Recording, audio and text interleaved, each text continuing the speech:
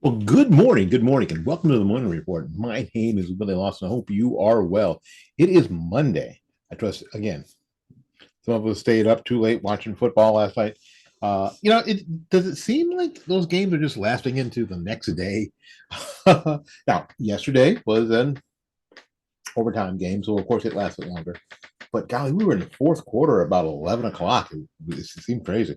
Anyway, congratulations to the Kansas City Chiefs um, and Patrick Mahomes on his third Super Bowl win. They seem to always be in it. They seem to be the new dynasty. They're not calling it a dynasty yet, but we're just going to call it that. What the heck? I was not cheering for them.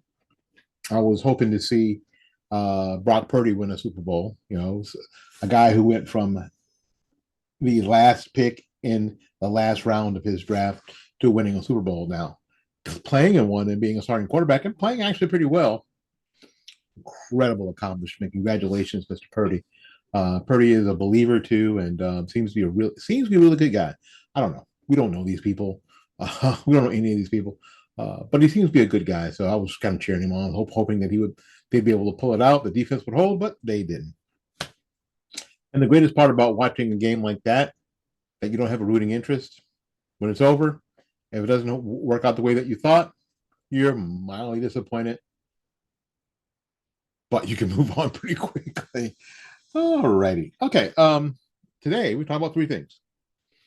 We're going to talk about, and I didn't get any, I didn't know that was happening until earlier today. The Lakewood Church shooting in Houston. What we know about the shooter at this point, and what you're not hearing in mainstream media about the shooter, what you're not going to hear about the shooter in mainstream media, you're just not going to, but you're going to hear it here. Let's see. We found out last week that Joe Biden is guilty as not charged. It's a repeat of Hillary Clinton. Guilty as not charged, right? Not guilty as charged, but guilty and not charged. We'll talk about him. We'll talk about him. We'll talk about that. Some of the things that the special counsel said about President Biden, which leads us all to like, why aren't they invoking the 25th Amendment? You know why? Because you get Kamala Harris. That's why. Because you get Kamala Harris. Why is he running for president? We'll talk about all that in a little bit. And we're going to finish up with Boston is full. We're going to hear from one of the city council members who says that Boston is full. We'd love to stay a sanctuary city, but we are full. We'll talk about what she has in mind to aid in this responsibility. Again, thank you for coming to the Morning Report. My name is Willie Lawson. We'll be back right after this. What's going on, Tampa? Jeff Dow from JD's Pressure Washing here again, and we wanted to share something really cool with you that we're going to be doing that you can be a part of. Tampa is home to 21,000 veterans. We all love our vets, and being one myself, we wanted to find a way that we could give back. So here's what we're going to do. For every 10 jobs that we do that are $300 or more, we're going to do one veteran home for free. Now, when I say home, we're talking house wash, driveway, sidewalks, and perimeter fence if they have one. So I need your help with exposure on this so that we can get the jobs that we need as well as the veteran homes to clean, which is going to be a total surprise for them. We're going to show up, knock on the door, and let them know right then and there in the moment what it is that we're going to be doing for them. It is going to be pretty cool. And here's a bonus offer for all of you who help us with this. We're also going to offer 15% off all cleaning that's over $300 just to say thanks. So if you could do me a huge favor, like, comment, and share this video so that we can get the word out and start cleaning homes of veterans right here in Tampa. Yesterday in Houston, between the English and the Spanish service, a gunman, a person with a gun, because it wasn't a gun man, opened up inside Lakewood Church in Houston. Lakewood Church is their pastor is Pastor Joel Osteen, and it's and it keeps being referred to as a mega church, like there's something wrong with a big church. like, oh, there's a lot of people that go to church there. That's bad, right? So I try to avoid that term because it's a bad it's a term I don't like. It's a mega church, like it's somehow different just because it has a lot of people in it. And the last thing anybody wants is a whole bunch of people going to church, especially going to a Christian church, right? Anyway, Joel Osteen is the pastor. Afternoon has been identified. I mean, the person has been identified as a identity switching Hispanic or trans, his Hispanic woman with pro-Palestine anti-Semitic beliefs. 36-year-old Janice Yvonne Moreno, a biological female who used multiple male aliases, was wearing a trench coat when she entered Lakewood Church with two rifles, a backpack, and a young child that turned out to be her child by her side at around 2 o'clock. They have at least two English services in the morning. One starts at 8:30. I think the other one starts at 10:30 or 11. And then they have a Spanish service. So in between the English and the Spanish service, she shows up. And she had a AR-15 and the genocidal phrase "Free Palestine" on her AR-15. A federal law enforcement officer told CNN that investigators determined whether Moreno was politically motivated or just a disturbed individual. Well, here's the deal. She was clearly disturbed. If her motivation was political, she was incredibly disturbed.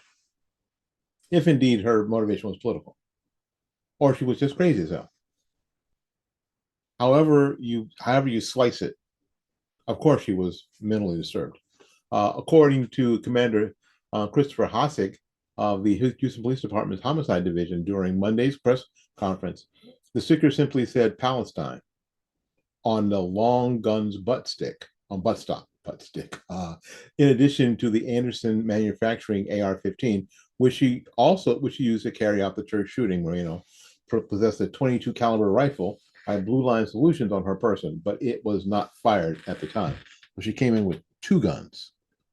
Authorities have also uncovered anti-Semitic writings in Moreno's possession. Hasek said the police believe that there was a family dispute that took place between her ex-husband and her ex-husband's family. Some of those individuals are Jewish. So we believe that that might possibly be where all this stems from, said Hasek said. Before dying, Moreno declared that she had a bomb.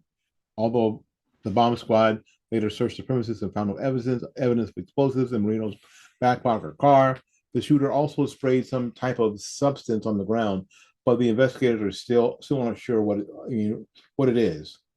A hazmat team came in, and a decontamination crew checked out the property to ensure no risk is posed to the public. Right now, we can safely say, he says, I can safely say that we have not found anything that is of concern to the community or to this location, but we are going to take our time to ensure that we look at every aspect, said Houston Fire Department Chief Sam Pena on Sunday at the Sunday news briefing. Moreno had pulled into the church's parking lot in a white vehicle and entered the building from the west side, accompanied by a small elementary-age child. The shooting happened between the churches, like I said, English and Spanish services. Footage from the church's live feed shows a host making announcements in Spanish, interrupted by the sounds of gunshots and screams. Moreno was swiftly shot dead by intervening law enforcement officers already at the scene. Now, in a church like this, they have security, probably uniformed and plain clothes. That only makes sense. It's a shame. It's a shame that it has to happen, but it is our reality. The pair of off-duty officers, one a Texas Alcoholic Beverage Commission agent and the other a cop with the Houston Police Department returned fire, killing the shooter. The two were working of course, an extra security gig at Lakewood Church. There were two victims injured. The 7-year-old boy, allegedly used as a human shield, was hit during an exchange of gunfire taken to Texas Children's Hospital in critical condition, and that's terrible. A 57-year-old man, an innocent bystander, was shot in the leg.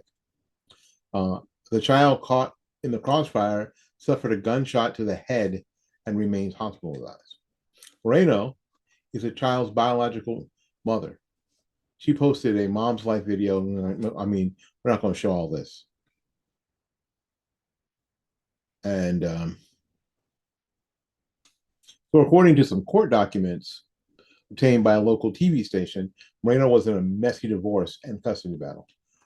She appeared to have a rocky relationship with her ex-husband, Enrique Carranza, who was arrested in 2007 for a sex offense in Colorado and failed to register as a sex offender in Harris County in 2016, according to Harris County court records. He is currently in prison here in Florida for failing to register as a sex offender, according to the Florida Department of Corrections records. During 2022 divorce proceedings, Moreno's ex-mother-in-law also tried to become the managing conservator of their son, who was born in 2016. According to Montgomery court records, Willie Carranza claimed Moreno has a diagnosis of schizophrenia and Munchausen by proxy, and had been investigated by CPS 4 times and was found to have harmed her child twice. Carranza alleged Moreno pointed a gun at her ex-husband and stored an unlocked handgun in her son's diaper bag. Moreno's mother was also a member of the Lakewood Church. Moreno's former mother-in-law may have sought the pastoral staff's assistance in the legal proceedings to try to understand what caused the women's Moreno and Moreno's mother-in-law's behavior. Moreno was placed under an emergency detention by Houston Police Department back in 2016. We do believe that she has a mental health history that is documented through us and through interviews with family members, Hasek told the media on Monday afternoon. Finner couldn't confirm if the boy and the man who were shot by Moreno or the officers. They couldn't confirm. He says this: I don't want to speculate on that, but what I will say is unfortunately that that suspect put that baby in danger. I'm going to put the blame on her. Yeah. He also said, I want to commend the officers. It could have been a lot worse, Finner said, thanking them for stepping up. Now, here's the deal. A bad person, bad guy with a gun, gets stopped by a good guy with a gun. Happens all the time. Authorities believe that this was an isolated incident involving a single suspect situation. Moreno has acted alone as a lone wolf and not part of a larger nexus, Haas emphasized. As a publication, the police have not yet publicly disclosed the shooter's motive because she was demon-possessed. There are some discrepancies, Hasek said, of Moreno's gender identity. She's trans, or she's been acting out as a male, using male aliases. She has utilized both male and female names, but through all of our investigation at this point, she has been identified this entire time as female, she, her. In the past, Moreno assumed the alter ego Jeffrey Escalante, as well as other male-presenting personas. Moreno's Facebook page, which expressed leftist, anti-police views, has since been scrubbed. Moreno has since deleted Instagram account featured posts on our cleaning an AR-15 and donating money to Lakewood Church. There, she uploaded a screenshot of the contributions confirmation. And she says, as for me and my household, I will honor and bless my church, Moreno wrote on Instagram. This is why she's crazy. Why she's demon-possessed. Arrest records show that she was an El Salvadorian immigrant. So she's El Salvadorian. Now, what did I tell you guys last week? That my immigration plan is to stop all immigration, legal and illegal. for 10 years until we know who the hell's here. Because this woman has had a violent, extensive criminal history stretching back to 2005, according to court records reviewed by Town Hall. She was previously arrested for assaulting a public servant, causing bodily injury, forgery, theft for stealing cosmetics from a store, evading police, and unlawfully carrying a weapon, among a slew of charges on Moreno's decades-old rap sheet. Reynolds' place of death was listed in the Lakewood Church's lobby, according to the medical examiner's record obtained by the Harris County Institute of Forensic Sciences. Her time of death was minutes after she started shooting at approximately 1:55. Osik specified that she fired multiple rounds into the parish's hallway, not the sanctuary.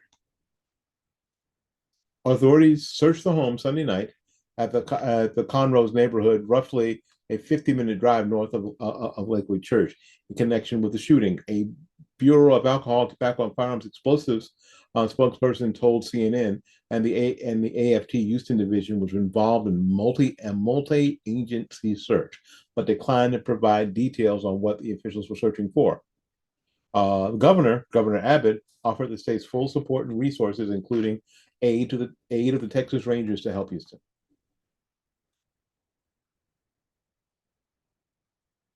Lakewood has about 45,000 weekly attendees. They have taken over what used to be the Compaq Center. It's a place where the Houston Rockets used to play basketball.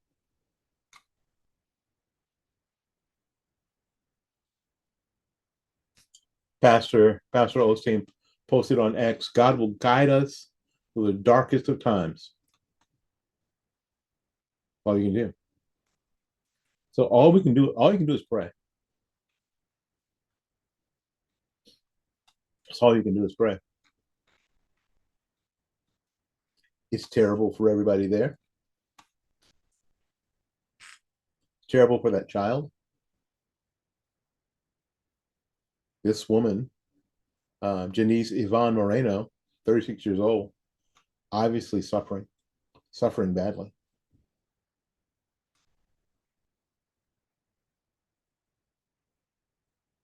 The only good thing is that more people weren't hurt. The only good thing is that more people were not hurt. All right. We'll take a little break. Be back with more of the Morning Report here on fightbackmedia.com. This proposed rule is not a ban on gas stoves. This proposed rule is not a ban on gas stoves. We are regulating indoor air pollution. All right, welcome back. My name is Willie Lawson. This is the Morning Report. If you wondered about is there really a two-tier justice system? Yes, at the highest level even. I mean, we're all convinced that the justice system for people of wealth and power and influence is one thing, and then the justice system for the rest, for me or you, is something else. But even at the highest level, there's a two-tier justice system. Hillary Clinton, of course, is found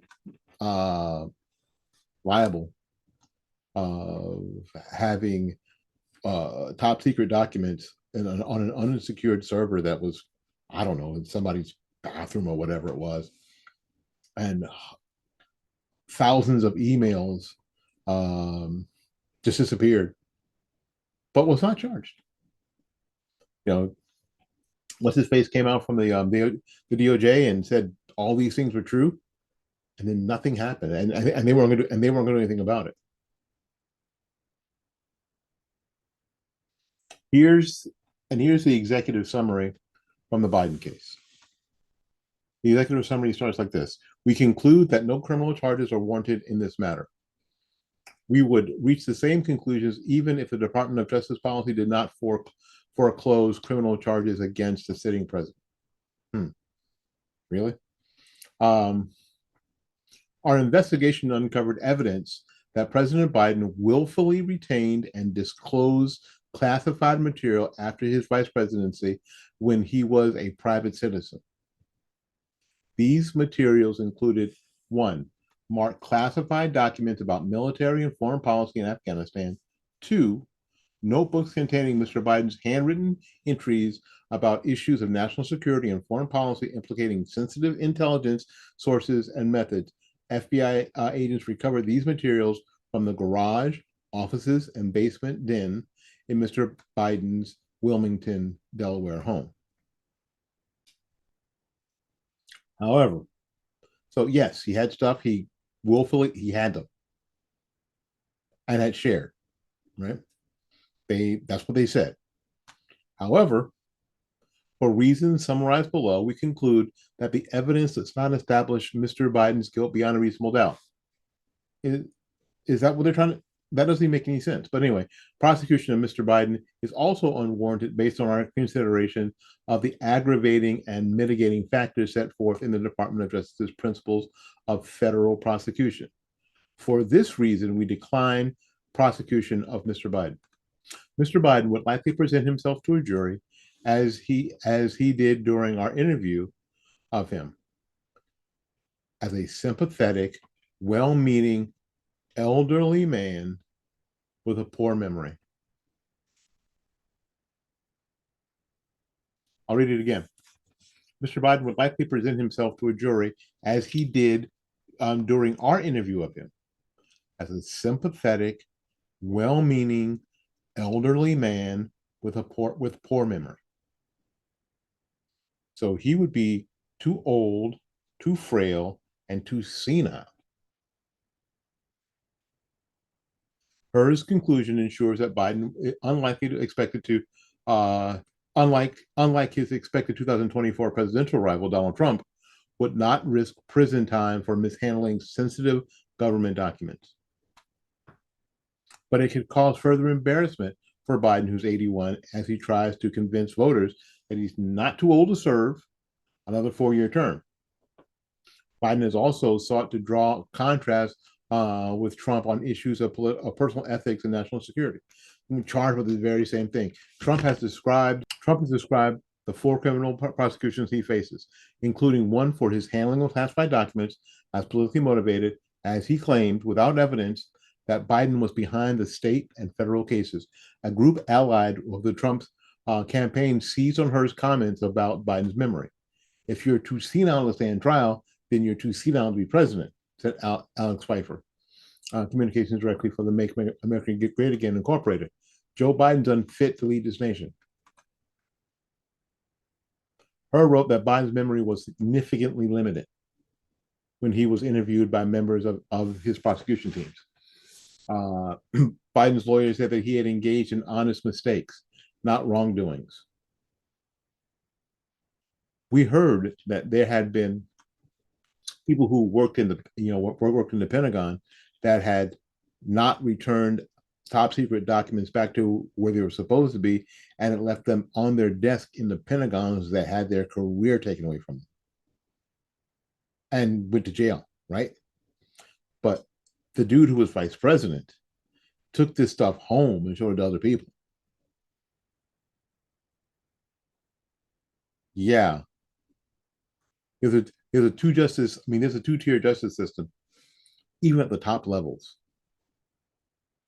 That ought to frighten you. That ought to really scare you. That should really frighten you.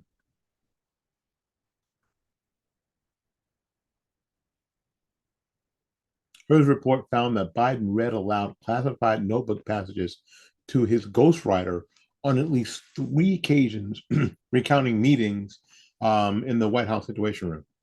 The ghostwriter deleted the audio recordings of the conversation, which seemed like that was tampering with evidence, but that's just me, just being somebody who watches Law and Order. But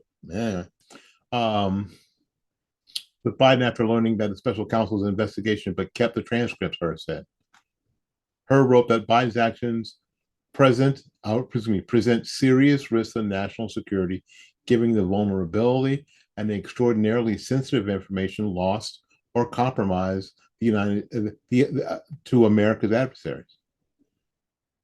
So her is saying, yeah, all this stuff happened and it was terrible, but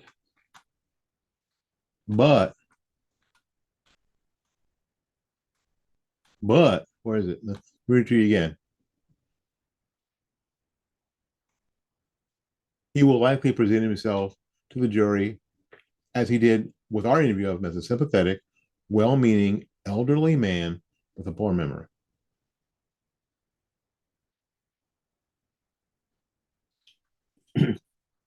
If you have people in power who are at this level doing these things, what you can't do is you can't have meaningful dialogue and discussion.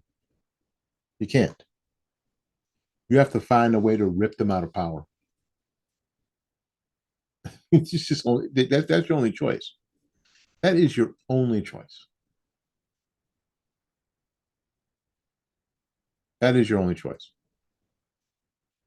Alrighty. Let's see. One more story before we let you go tonight, or today, or whenever you're watching this. Boston, I understand, is full.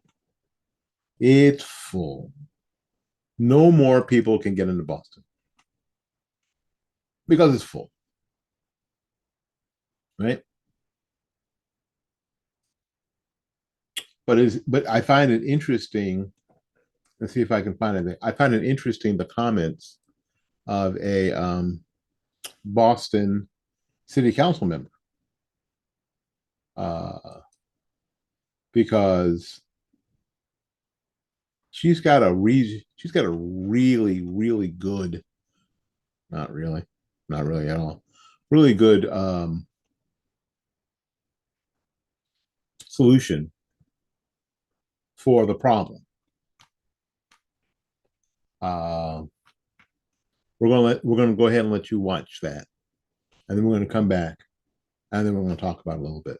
At Wellesley, Brookline, cities and towns that have so much more resources than the city of Boston. Boston City Councilwoman Julia Mejia thinks more migrants can be placed outside of Boston. I think everybody needs to start opening up their doors because this is a shared responsibility. Controversy over the placement of surging immigrants comes as a new report links immigrants who settle in Massachusetts to economic benefits for the region. Now, just like some other major Democrat sanctuary cities around the U.S., Boston is reaching its capacity to shelter illegal border crossers, leading state officials to eye other surrounding locations to handle the overflow. One temporary shelter that has been set up to handle the families that were staying at the Logan International Airport, they were staying at the airport, was expected to reach its 400-person capacity in a matter of days, local news outlets reported last week. Councilman Ed Flynn said, at some point, we have to say we just don't have enough space. And listen to this carefully, and homes and apartments for everyone wishing to come to Boston. Boston is a very compassionate city, but at some point, we are just not able to sustain everyone that wants to come here. It's so expensive and unaffordable. In comments that, of course, that these are going viral, you heard Boston City Council woman Julia Mejia argued that cities, of course, outside of Boston, need to start taking illegal immigrants in, because somehow this is a shared responsibility. Now, Boston and the people on the council and the mayor decided that Boston would be a sanctuary city, not Wellesley and Brookline. They didn't make that decision, although there's enough leftist liberals there who probably agreed with it because they never thought they'd have to deal. It's funny, they never thought that they'd have to deal with it. Never.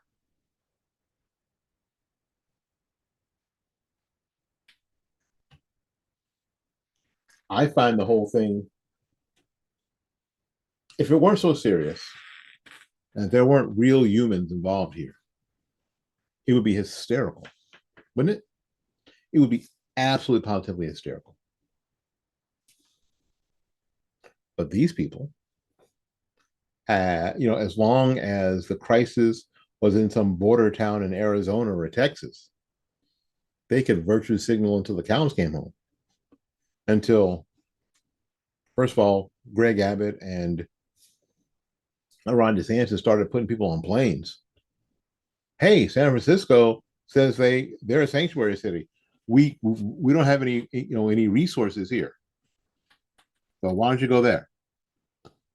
And they asked the people, and they said, sure, we'd love to go to Boston. We'd love to go to Chicago. We'd love to go to New York, because those are the towns that they'd heard about, right? Those were the beautiful cities. Set on a hill that they heard about, not some little jerkwater dirt border town in Texas. So that's not what they were looking forward to. That's not where their dream was. Their dream is in New York or Chicago or Los Angeles or San Francisco. Their dream is not some backwater town in Texas. And to everyone who keeps talking about, they're just looking for the American dream. Well, the American dream's not in those cities. The American dream's in Chicago or New York or San Francisco, Boston. So that's where DC. So that's where they wanted to go. Places that had declared themselves sanctuary cities. And now we see. We learned a few months ago that New York is full. Now Boston's full. Chicago. San Francisco. It's my thought that we need to make this, and not pull off from it, make it an election issue at the highest level. Make it an election issue. Impeaching Mayorkas wasn't going to make a difference. It was going to make a statement, but it wasn't going to make a difference. I think we have to be beyond making statements and move on to making a difference. My name is Willie Lawson. This has been the Morning Report. The Morning Report is a production of fightbackmedia.com, fightbackmedia.com, fightbackmedia.com, and fightbackmediatv.com. Until we see you again, go out there and learn something, love somebody. And for goodness sakes, y'all take care of yourself. We will see you when we see you. Bye-bye now.